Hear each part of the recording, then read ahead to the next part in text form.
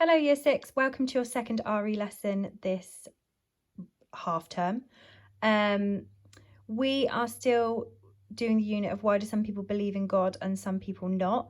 Last session we spoke about different types of people and their standpoints in terms of their belief. So we spoke about theism, those people who believed in God. We talked about atheism, those who don't. And we talked about agnosticism, which is the group of people that are unsure. They need more evidence. So now this week we're going to be working on the big question: is God real? You may have a personal viewpoint on this. However, today you're thinking not so much about your own personal beliefs, but you are going to be this man here. So you're going to be this detective, and you are going to complete a bit of an investigation thinking about, is God real? So first of all, what I want you to do, what questions could you ask to answer the question, is God real? It's important that you know what questions to ask so that when you are investigating this today, you have those questions, the lines of inquiry to look into. So quickly stop this video here, think to yourself, what questions could we ask to answer the question, is God real? Okay, welcome back. So, some of the questions: who is God? What kind of God are we not talking about? Are there any witnesses for or against this God? Is there anyone that you could ask? Is there any sort of research that you could do into different stories throughout religion that could have witnessed God? Where could we find our answers? And can we trust the answers to these questions? These are all questions that you need to be thinking about. You're going to gather the evidence and you're going to try and answer the question, is God real?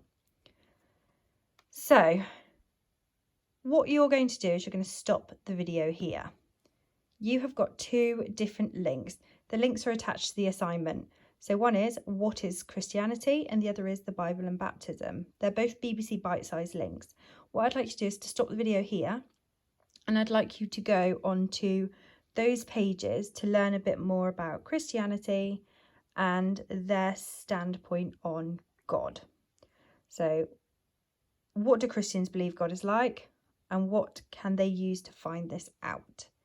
So I'm going to give you some time now. I'd like you to stop the video here and go and do a bit of investigation and research yourself to try and start answering those questions that you came up with for the first slide. Okay, so just a little bit of background about the Christian family. So the Christian family is where children are raised to believe in God. They follow the example of the life of Jesus, who was raised in a family. The Bible shows that parents and children have specific roles to care for each other. The family is where children learn their morals, the difference between right and wrong. The family is the most secure place to have children. All Christian churches teach that the family is an important part of society. God started the family in the book of Genesis. So hopefully that can give you some information about, is God real? Or what do Christians believe? So here are some metaphors and similes about God from the Bible. I want you to think about what they tell you about God. I want this to be something that can help you for the task that we're going to ask you to do at the end of this video. So God is like water rushing down a river. God is like a newborn baby, gentle and soft. God is like a fire, ready for warmth.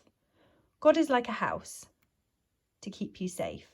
So stop the video here. I want you to think about these 4 similes. What are they telling you about God, each one? So have a think.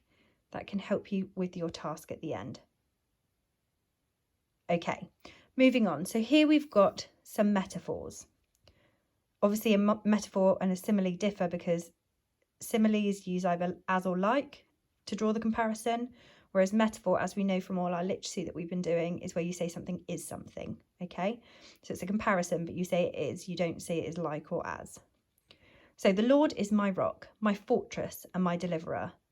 My God is my rock, in whom I take refuge, my shield, and the horn of my salvation, my stronghold. So in the last example, the comparison is between God and a rock. Again, think about that. What does that mean? Every time you use a simile or a metaphor to draw a comparison, it's for a purpose. So what is that telling you? Okay, so your activity now. Thinking about the question, is God real? You should have done some detective work. So you've written some questions, you've hopefully answered them.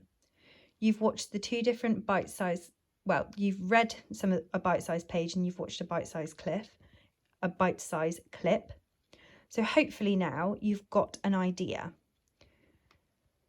We want you to produce a wanted poster for the God of Christianity.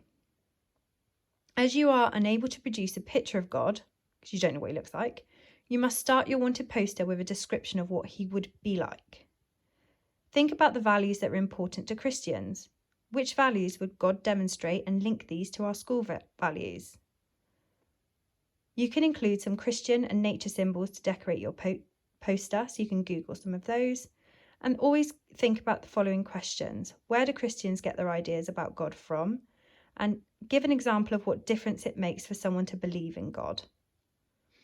So here is what we want you to do, creating that wanted poster. It might be that you could, in the middle of a piece of paper, have like almost a silhouette, which could represent God. And then you could have different things around that you have researched that tells you what God is like. Lovely. Okay, so from now, you can pause this slide, or you can go back on a slide that you found helpful. And now you need to produce your wanted poster for the God of Christianity.